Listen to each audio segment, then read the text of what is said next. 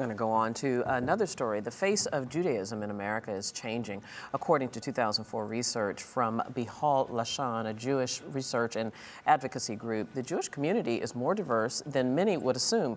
20% of America's 6 million Jews, or 1,200,000, are of mixed heritage that includes African American, Latino, Hispanic, and Asian ethnicities, among others.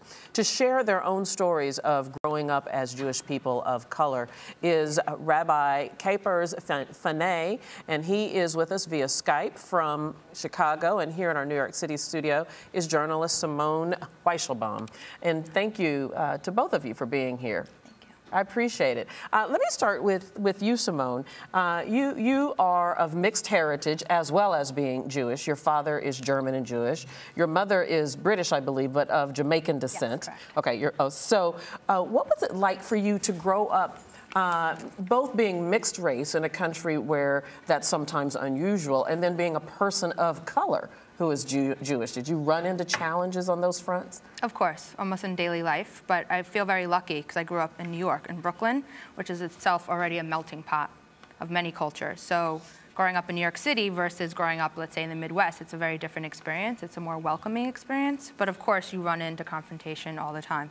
As you guys know, being of color, there's many nuances. So for example, in New York, being a proud Jamaican, it's a lot different culture than African American. So actually, I didn't have African American friends and knew a lot about even our history until I went to college.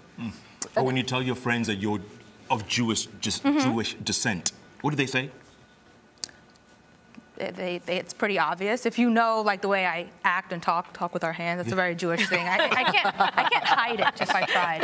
Even if you tried. Yes, I'm more of a yenta, if you've heard of that term before. Yeah, oh, absolutely, I've heard of that. In the research on you, I read that you don't choose. That, you know, a lot of people of mixed race, even our president talks about his journey, and he made a choice to identify himself as African American. You don't like to choose. Why not? Well, I feel being biracial is it's an honor. It's really awesome, and I personally don't understand, and I'm not going to get into my own politics, but I'll just say I don't understand why people still choose. It's 2013. It is not the 60s or 70s anymore when the world's in a different place. A lot of my friends are biracial, and I think it's awesome to be two things. I always joke that I make fun of my friends who are either white or just black, that you're a pedigree, but I'm cooler because I'm two things. But sometimes that decision is often made for you because people put you in a category based on what they see, based on their own assumptions of who they think you are. Of course, and people continually put me in a category every day, and it's, I think, the individual's choice to say, hey, I'm not this or I'm not that. If you decide, you know what, for whatever reason, I do want to stick with being African American or just being identified with being Jewish, that is your own personal journey. I'm very lucky to have two parents who, from the day I was born, was like, you're biracial. They always push that. And in my family, we embrace both heritages. Some kids, like people I know from college, for example, didn't grow up with their black mom or their white mom, so they usually gravitate towards, you know, the family that raised them. So. I want to bring in Rabbi Fanay, who has been standing by very patiently via Skype. Rabbi, your story is a little bit different. You were not born into Judaism. You studied a number of faiths and then converted to Judaism. Talk about your journey to this faith. My journey to Judaism was one that was simply, I was compelled, I was searching. I was on a spiritual journey. And as I searched, I found Judaism. And in so finding Judaism, I found a wellspring of not only knowledge. One of the things that was most important to me was that in Judaism, it always encourages the questioning. You may not, in fact, find all the answers, but it is okay to question, and I love that. It allowed me to synthesize my intellectual capacity with my spiritual being. And so Judaism has been a home for myself and my family for several decades now. And you're the spiritual leader there of a quite diverse congregation there. Can you sort of talk to us about how Judaism is emerging in new fronts?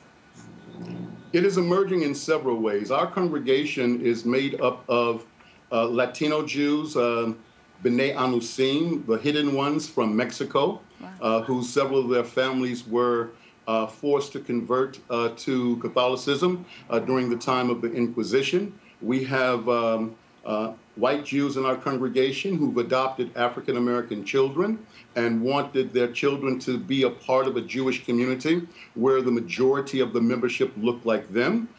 We have biracial Jews in our congregation as well as Jews from Asia. So our congregation is I think, a dichotomy of what the Jewish people really looks like, and that is many, many faces. And that's why my work with B'Kol Lashon, in every tongue, really speaks to the true nature of what the Jewish people look like. Wow, that is amazing. I want to bring you back in, Simone, particularly in Brooklyn. And it's not just Brooklyn, but there has been a history of tension between the African American community and the Jewish community. And I just wonder where you found yourself. Did you feel that tension? I actually grew up in Crown Heights, and I was there during the riots. And my father, who does not look like a Hasidic Jew, he wears cowboy boots and jeans, was on the bus when the riots were breaking. And he tells a story. They went on the bus and were ranting, kill a Jew, but left him alone because he dresses like in jeans and cowboy boots. And so to them, they didn't identify that as being Hasidic Jew. But fast forwarding to the present moment, I'm very lucky to be a journalist and covering sort of Crown Heights 20 years later after that. And a lot has changed. So we need to move forward, I feel. Oh, and very well said. We would like to thank Rabbi Fanay joining us via Skype, and thank you to you, Simone, for telling your story.